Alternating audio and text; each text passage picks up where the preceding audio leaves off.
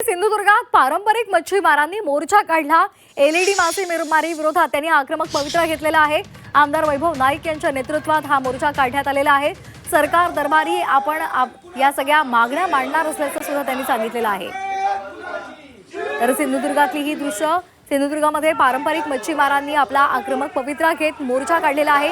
LED मासेमारी बंद व्हावी यासाठी त्यांनी हा पवित्रा घेतलेला आहे। आमदार वैभव नाईक यांच्या नेतृत्वात हा मोर्चा काढला गेला।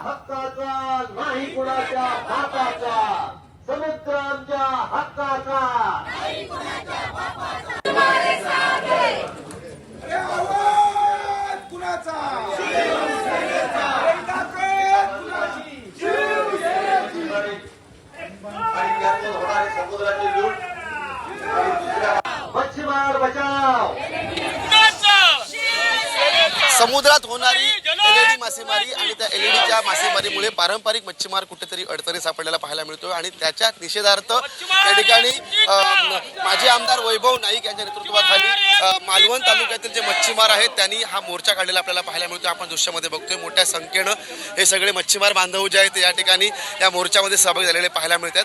अगदी एलईडी मासेमारी बंद झाली पाहिजे, त्यासोबतच जे डिझेल जे आहे त्या डिझेलचा दरामध्ये कपात करावी, जे डिझेल आहे स्वस्त दरामध्ये मिळावं, अशा अनेक मागण्या ज्या आहेत या ठिकाणी हे मच्छीमार घेऊन उतरलेले आहेत आणि ज्यांच्या नेतृत्वाखाली हा संपूर्णपणे हा मोर्चा निघाला ते वैभव नाईक आपल्यासोबत आहेत। साहेब, काय सांगाल, आपण मोर्चा काढलाय, काय काय आपल्या मागण्या आहेत?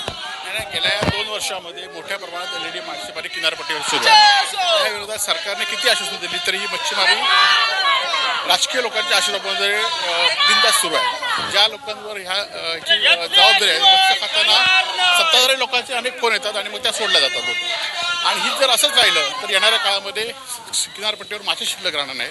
आजच आपण बघितलं असतं की किनारपट्टीवर छोटे मच्छीमार देशोधडी लागलेले आहे आणि येणाऱ्या काळामध्ये जर आम्ही रोखलं नाही तर समुद्रामध्ये मासे शिल्लक राहणार। आपण जर पाहिलं असेल तर काही दिवसापूर्वी किंवा कालपर्यंत आपण पाहिलं तर काही प्रमाणात कारवाई होताना पाहायला मिळते। एलईडी मच्छीमार रोखण्याचा देखील शासन प्रयत्न करत आहे, मात्र शासन नेमकं कुठे काही पडत असं तुम्हाला शासन आणि स्पीड बोट सांगितले आहेत त्या कुठे नाही आहेत आणि आता 13 बोटी म्हणजे मच्छीमार नेत्यांनी आंदोलन केल्यानंतर 13 बोटी 8 दिवसात पकडल्या गेल्या आहेत। तर इतक्या 7-8 महिन्यात त्या कुठे होत्या हा प्रश्न आहे। त्यामुळे कोणत्या तरी अवस्थेशिवाय थांबणार नाही। आपण आता मोर्चा काढताय, आपण आपल्या मागण्या ज्या शांत शासन दरबारी मांडणार आहात, आपलं पुढचं पाऊल काय असणार? सगळे मच्छीमार संघटनांनी आम्हाला पाठिंबा दिलेला आहे, ते ठरवतील त्याप्रमाणे पुढची सुद्धा आंदोलन तीव्र करणार आहोत। नक्कीच या ठिकाणी एलईडी मासेमारी जी आहे ती राज्यकर्त्यांच्या आशीर्वादाने सुरू आहे असा थेट आरोप जो आहे तो या ठिकाणी वैभव नाईक करतात। त्यासोबतच या पुढची जी भूमिका जी आहे ती मच्छीमार बांधव ठरवतील असा देखील इशारा वैभव नाईक यांनी दिलेला पाहायला मिळतोय। Umesh Parab, Zee media, Sindhudurg.